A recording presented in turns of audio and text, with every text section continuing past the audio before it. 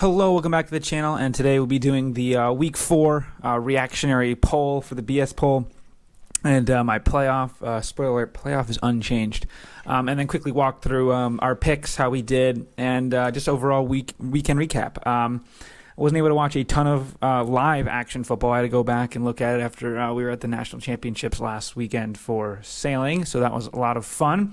But yeah, looking back on it, pretty fun weekend, right? We started it off. Let's see here. I'll just go filter by all games here. Some Sun Belt action Thursday night. Georgia State rolled Coastal Carolina. They really got a wagon going again. Grace McCall, kind of crazy his fall off from Grace. He's one of the top guys in the transfer portal they wanted. Grades didn't really work because Coastal, you have a lot of fun there, and Wisconsin rolls Purdue. NC State beats Virginia in dramatic fashion. Boise State edges out San Diego State. Air Force, with I believe the best defense, I think it's the best defense statistically out there, ended up rolling San Jose State 45-20. Then we get into the Sunday slate. I guess we can talk about some of our picks. We had Purdue +6, tough scene. 2 units on Michigan to cover the spread. They did for the first time, which was great. Then we had Florida State, Clemson. We had Clemson +2. Disgusting beat. The kicker misses it. As Big Cat always points out, it's just kids when he missed that field goal. But, oh, my gosh, I wanted to. Let's not get demonetized, even though I'm not even monetized. But, oh, man. Very bad beat there. With the over in Auburn A&M, it just didn't hit. Nothing really went right in that game in terms of that. Let me see if they even have what even the final scores of that game was. I know it just wasn't that close. But we just got notice a little while ago that Max Johnson's actually injured out the next 2 to 3 weeks. Wegman's out and Max Johnson's in. Excuse me.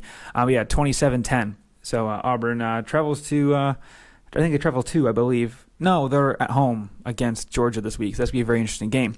After that, what else do we have here? We had Ole Miss +7.5 and Ole Miss money line. Looked good at first. Milroe was not playing well. Jackson Dart, did his thing. Had some costly turnovers. But yeah, it was 10-24 the final score there. Lost both, unfortunately. Ended up losing 3.2 units in that game. Colorado Oregon. Yikes. Sorry to my guy Dion. It was a fun run, but holy, that was bad. Moving swiftly on with that one. Yeah, with the under 71, that was easy. When that one team doesn't score. Actually, no, they score at the end. They scored 6 points at the end. I put out Troy Franklin as a Blitnikoff winner. All right? He had 8 catches, 126 yards, 2 touchdowns. I think he's firmly in the lead. He's probably the best receiver in the country. Him or Rome Odunze. We kind of mentioned those guys before. Watch out, man. Franklin's him. Some of my future is looking good. We'll talk about one in a little bit. UCLA +4.5, really close, surprisingly. Dante Moore did pretty well. 234 yards, touchdown and a pick. 14-7 final score there. Crazy low scoring. It was 14-0 Utah, and then right at the end, Dante Moore came in. We thought it was going to be Cam Rising, but it was not. They rolled with Nate Johnson still. But yeah, right at the end of the game, UCLA scored. And what actually happened at the end of that game? Let's look here. They turned it over on downs at their own 14-yard line. Yeah, he got sacked 3 times in the last drive. 3 of the last 4 plays were sacks. That's tough. Hey, look, Dante is going to grow from this, and he's going to get better. Shout out the Michigan man, Dante Moore. And then we had Michigan State +7.5. Michigan State money line. Oh, man, I thought Michigan State had some fight. I thought they had some power behind them. I thought the witch doctor would get it done, but you know what that means. He's going to save all of his powers for the Michigan State game, which is scary as a Michigan fan. But, yeah, 31-9, disgusting. My good friend Parker went viral once again, so good for him, I guess, with one of his rants at the end of the game. Tennessee -20.5 covered the spread. Joe Milton got a little banged up in that game. Still had a pretty good game. Sampson really showing up again, 139 yards and 2 touchdowns. And Josh Cephas, the leading receiver for UTSA, 45-14. So easy spread cover. There was 31-0 at the half. So meep no more. Arkansas LSU. this one was just one of those spreads where it was like, I think this is way too big, and I was just thinking about it. I was like, listen, it's like these two teams are pretty close, right? And it's, what was it, 17.5, and the final score was 34-31. Like, they had to kick a field goal right at the end of the game to win it. Obviously, it was only a 20-yard field goal, but I thought overall Arkansas played pretty well, but LSU is still a little sloppy. So we'll look for them down the line. I think LSU will sneakily slide back in. They need to win out, and them versus LSU, or them versus Alabama, is going to be a loser leaves town match for sure. We finished really strong, actually, looking at the records here. UAB Georgia, that was 42.5 as the spread there. UAB actually was moving the ball on them a little bit. I don't know why. I'm trying to go on the ESPN here. That's really out of order for me. 49-21 was the final. Yeah, UAB scoring 3 touchdowns. It's kind of crazy. But Carson Beck, 338 yards and 3 touchdowns. Pretty good. Brock Bowers, 9 catches, 121 and 2 touchdowns.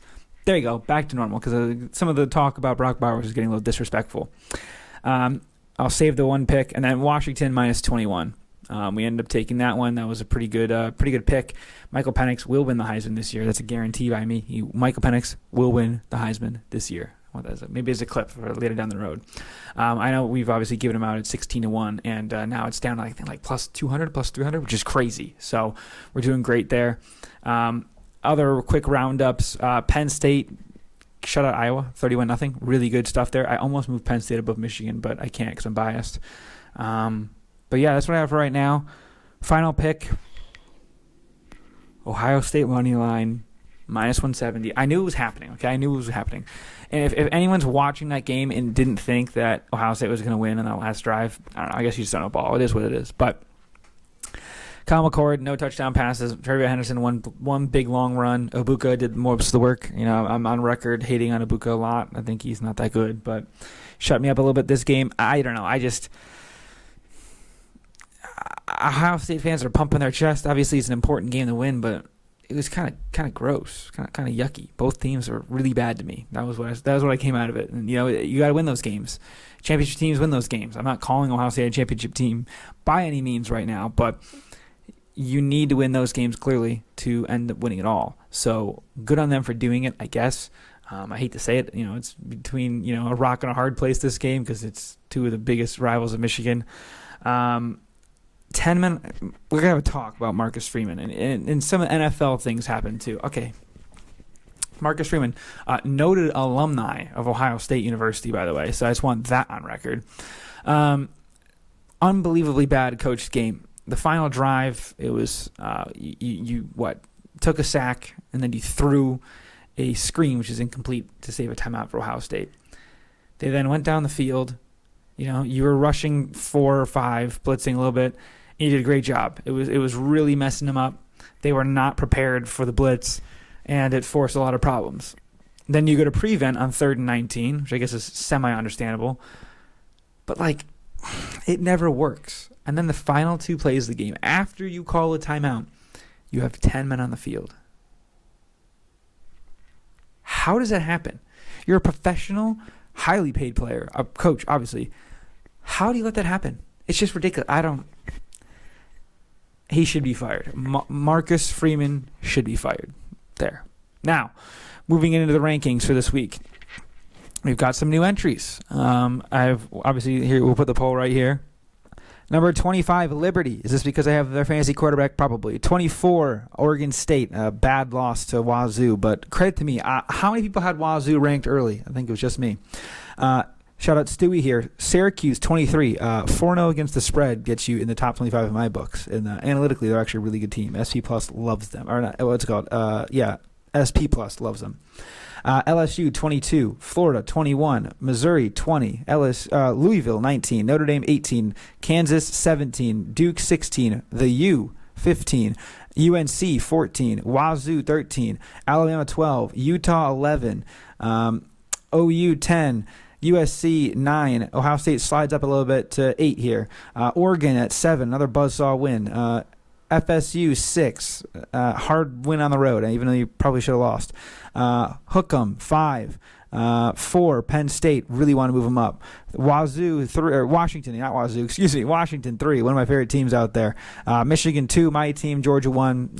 You're 1 until you lose. This is kind of how I have it in my book. And then the playoff, boom, same thing as it's been. I mean, whatever. We can do with that what we want. But that's pretty much all I have for now. Fire Marcus Freeman. Very interesting week this week. I'm very excited. I will be going to Knoxville, Tennessee this weekend for USC, as my cousin calls it, versus Tennessee. So we'll see how the game goes. So thank you all for watching. Please like and subscribe. We'll see you guys next time. Peace.